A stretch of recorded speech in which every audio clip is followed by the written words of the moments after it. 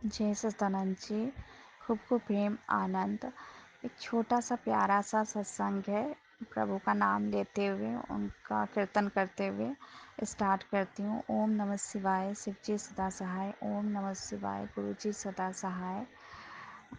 ये प्यारा सा और छोटा सा सत्संग है। मुझे लगता है ये एकदम सादगी से लबालब और प्रेम से भरा हुआ है। इसे बहुत ही आसानी से समझा जा सकता है। जैसे हम अपनी सारी इच्छाओं को अपने किसी भी एक डिब्बे कह लो या घर के कोई कोने कह लो, वहाँ पर छोड़कर और हम गुरुद्वारे, मंदिर, किसी भी तीर्थ स्थान में सिर्फ और सिर्फ ये सोच कर जाएं जो आज प्रभु के पास जाते हैं और उनके वो जो दो नैनों में डूबकर उन्हें भरपूर भरपूर जितनी हो सके धन्यवाद करके आते हैं। ये भाव लेकर हम अगर परमात्मा के सामने जाएं और यही भाव लेकर हम सोच कर जाएं जो आज मुझे जाना है, पता नहीं किन जन्मों में हमने कभी उन्हें धन्यवाद किया भी है या इस शब्द का इस्तेमाल किया भी है या ना।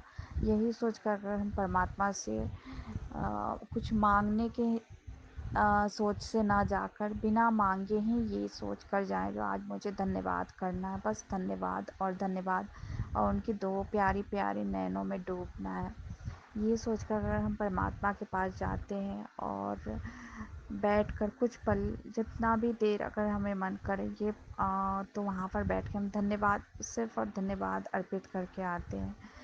तो मुझे लगता है ये आनंद जो भी होगा ना, ये सब उसमें डूबना चाहेगा इस आनंद में।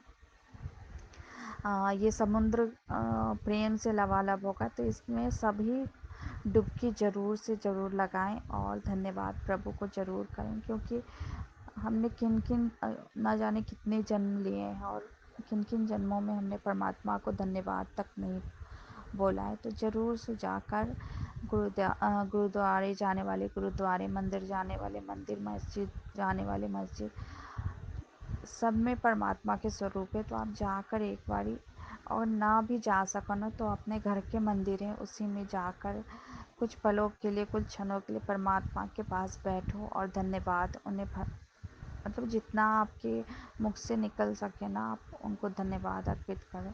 और फिर देखो, निस्वार्थ भाव से आप करोगे ना तो ये छोटे से शब्दों में ही आपके कितने बिगड़े काम बन जाएंगे। लेकिन भाव निस्वार्थ भाव होने चाहिए, तो आपके बहुत सारे बिगड़े काम भी बन जाएंगे। और ना जाने हमने कितने जन्मों में धन्यवाद नहीं किया, ये सोच ये भाव डाल के हम परमात्मा को जितना हो सके धन्यवाद करें। तो सबको बहुत बहुत धन्यवाद। परमात्मा को तो धन्यवाद है ही। और ओम नमः शिवाय, शिव जी सदा सहाय। ओम नमः शिवाय, गुरु जी सदा सहाय। जय सच्चिदानंद जी। ओम नमः शिवाय, शिव जी सदा सहाय। ओम नमः शिवाय, गुरु जी सदा सहाय। गुरुदेव का बहुत बहुत बहुत लख लख शुक्राना। और जो भी संगत ये सत्संग सुनेंगे उनका भी बहुत बहुत शुक्राना। और जो अपलोड करेंगे वो भैया का भी बहुत बहुत शुक्राना। और मेरी खुद की अंतरात्मा का भी बहुत बहुत तहे दिल से शुक्राना। हम जो भी करते हैं, चाहे एक पल के लिए जो भी करते हैं, हर वो इंसान वो परमात्मा को जानता है, मानता है या ना मानता हो या भरपूर मानता हो, सभी में परमात्मा विराजमान है। और हर एक पल हम जो भी करते हैं, चाहे वो जो कार्य हो, चाहे हम सोकर करें या बैठ कर करें, सब परमात्मा की मर्ज़ी होती है। और हम अज्ञानवश कभी कभी ऐसा कर बैठते हैं, जैसे दोष रोपण, हम जो दोष रोपण परमात्मा पे करते हैं, अपने गुरु पे करते हैं, जो गुरु की शरण में है, या ऐसे मुँह पानी से जो भी ये बातें बोलते हैं ना, तो वो अज्ञान है। कृपा हालांकि सब पे बरसती है, लेकिन अज्ञानवश वो ऐसा बोलते हैं। तो उनकी तरफ से परमात्मा से मैं क्षमा मांगती हूँ और उनके लिए मैं प्रार्थना करती हूँ जो उन्हें सद्बुद्धि दें। परमात्मा जो वो इस जो भटक चुके हैं इस ज्ञान से, तो उन्हें राह दिखाएं कृपया, जो वह आपकी शरण में है तो सभी आपकी शरण में, लेकिन भटके हुए हैं, तो उनको भी आप राह दिखाओ प्रभु, जो आपकी शरण में आकर और कहते हैं ना, जो हम परमात्मा के पास बैठकर कुछ पलों के लिए अपने दिनचर्या में से अगर कुछ पल भी हम निकाल कर परमात्मा के सामने बैठते हैं ना, तो वो जो आनंद होता है उसको हम शब्दों में बयां नहीं कर पाते हैं, ना कर सकते हैं। तो वो जो पल हमारे व्यतीत होते हैं ना, वो बहुत ही सुंदर और बहुत अनमोल होते हैं। उनको आप उनको ना कोई अंक दे सकते हो, ना कोई शब्द दे सकते हो। जो वो पल बहुत ही अनमोल होते हैं, तो उन पलों का बहुत शुक्राना। और वो जो भटके हुए हैं ना, उनको भी अपनी राहों पर ले आओ प्रभु, और उनसे भी अपने नाम जाप सिमरन करवा लो।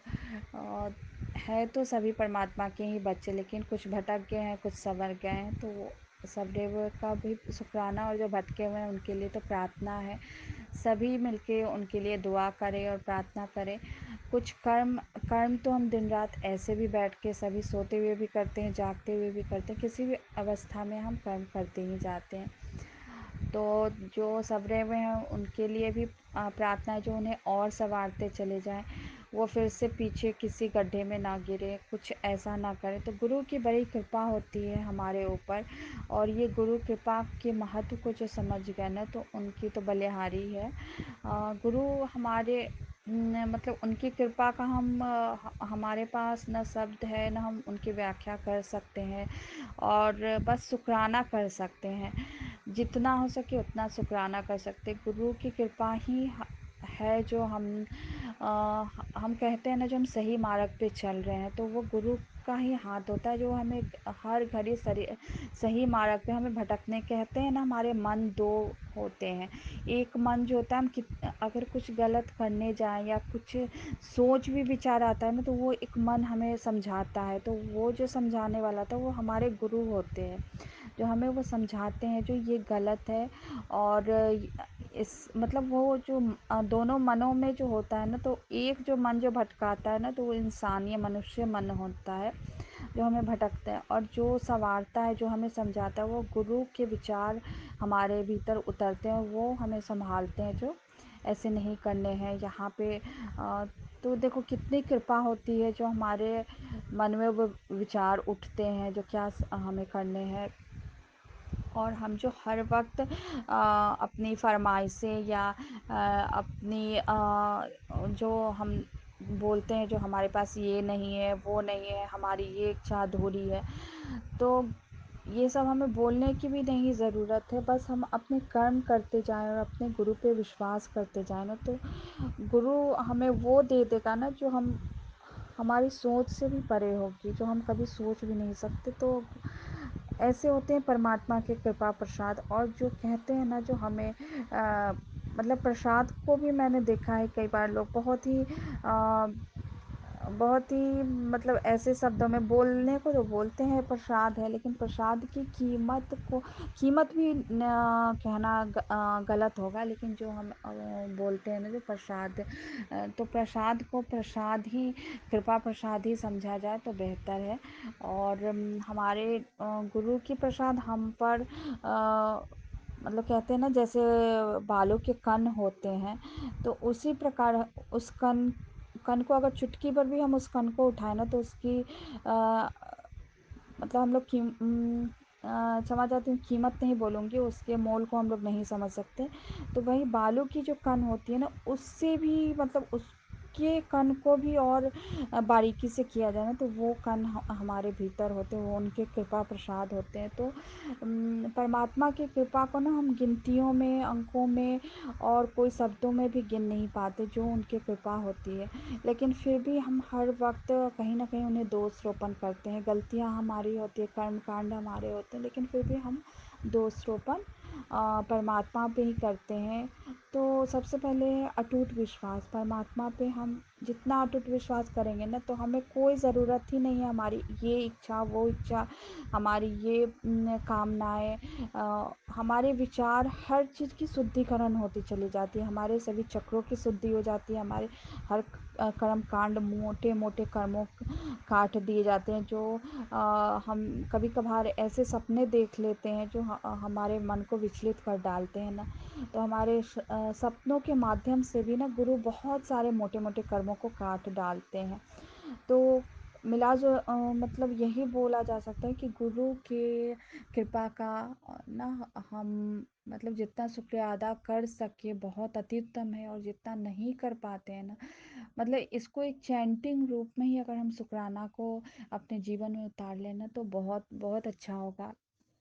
एक शुक्राना शब्द बोलने में बहुत ही छोटा, ये 3-4 अक्षरों से बना है, लेकिन इसका जो मोल है ना वो बहुत ही अनमोल होता है। तो हमें इस शुक्राने को अपने जीवन में उतारना चाहिए, गुरु की कृपा के महत्व को समझना चाहिए, और जो नहीं समझे हैं उनके कृपा प्रसाद के महत्व को, तो उनके लिए भी गुरु महाराज के चरणों में बारंबार प्रार्थना है जो उनको सुधार दे, उनके जीवन को संवार दे, और अपने चरणों में उन्हें अरदास है जो अपने चरणों में कुछ मतलब उनको जगह दें, वो जगह जो अ, शायद उनको मिल भी चुका है, लेकिन वो भटके हुए हैं तो समझ नहीं पा रहे हैं, तो उनको अपने चरणों में जगह दें।